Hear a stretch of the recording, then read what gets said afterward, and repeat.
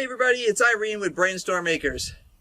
And today, before it rains on us, I'm going to get two types of beans planted in this bed over here. I'm going to do a little bit of harvesting.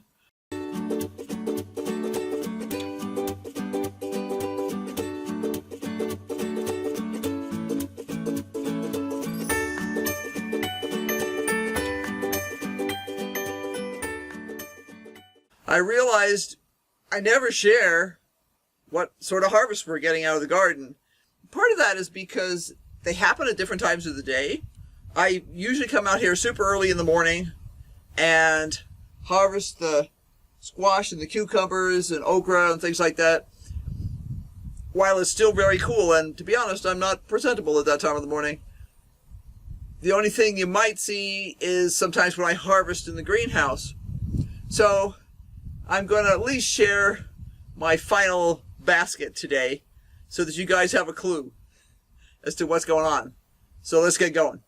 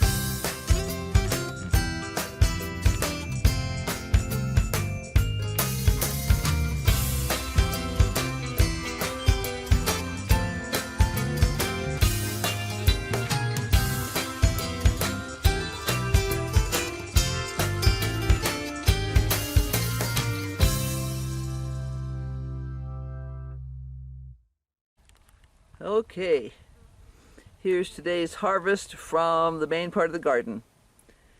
I have yellow squash from right to left. I have yellow squash, zucchini, yellow patty pan, green patty pan, a collection of both paste and cherry tomatoes, let's see, those are national pickling cucumbers, and 3-yard-long beans, and down here we have some ground cherries. So they'll be adding to the collection we got yesterday, and I think we're just going to sit there and eat them today because they're so tasty. Well, I hope you found my little expedition in the garden interesting today.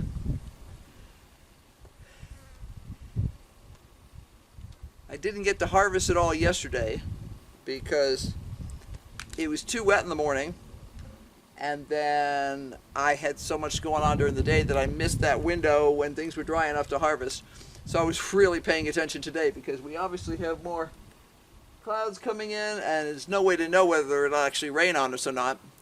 But I want to make sure that I got the squash. You'll notice that the squash I'm harvesting is very small. We're doing that for a reason. I'm making pickles and we're eating lots and lots of squash in various different types of ways of making it. But the fact is, our garden is currently producing more squash than we can eat. So we have a backlog of it already in the refrigerator. So the smaller I harvest it, I don't like old squash. It just gets yucky after a while. And we have had to throw away just a couple that got sort of past their best of use-by date. But we've mostly caught up because every time I harvest now, I harvest as soon as the flowers are closed on the squash. I'm not letting them get any bigger than they already are. So sometimes you just have to do that if there's only two of you. Under normal circumstances, I would share the squash with friends or take them down to the garden club or something. But these are not normal circumstances, so I really don't have anybody to share with. We'll just preserve what we can and eat everything else. But that means we need to harvest smaller, and that's an important lesson for anyone whose garden gets to be a bit overwhelming. There's things you can't harvest smaller. You know, your tomatoes have to be ripe and things like that. But you could choose, if you can eat green tomatoes, which neither Henry nor I can do, to pick them a little smaller and do fried green tomatoes or green tomato chutney or something like that. Since neither of us can eat green tomatoes, we don't do that. We wait, and actually probably this afternoon I will be making a batch of tomato sauce.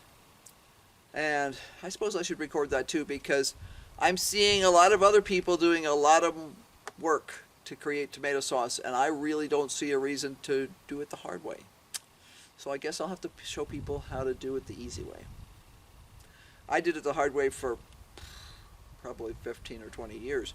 Now I do it the easy way. And it's still just as tasty. And it's homemade, which is cool. Just cool. It's cool to be able to say everything in this sauce is something that came from my garden. Yeah, we've been able to do that on our vegetables a bunch of times lately, where I made Henry, you know, a nice Scandinavian sour cream sauce for his cucumbers, and not only were the cucumbers from the garden, but the dill was from the garden too, you know. It's a good feeling, very good feeling. So hopefully this inspires you. We've been getting some great questions.